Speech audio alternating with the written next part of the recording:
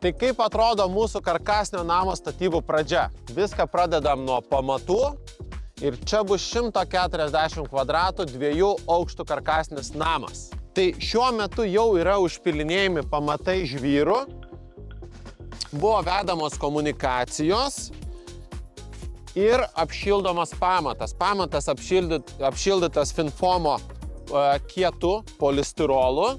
Iš karto įsirengėme, lygiai taip pat išliejame pamatą pagrindiniai namo atraminiai sienai, kuri bus pagrindinė namo siena, taip pat laikanti visą stogo konstrukciją. Tai kaip matot, kadangi mes darom tik vieną pagrindinę laikančią sieną, visus kitus kambarius, pertvaras galit skirstytis absoliučiai kaip norit viduje. Tai savo visus karkasinius namus mes nustatom ant tvirtų polinių pamatų. Lygiai taip pat tenai matot, užsakovas turėjo tokią problemą, buvo neįmanoma atvažiuoti sunkiasvoriam transportui ar didesnėm mašinom iki namo statybos vietos. Tai mes lygiai taip pat padedam užsakovam įsirengti ir kelią, gerą atvažiavimą iki statybos vietos.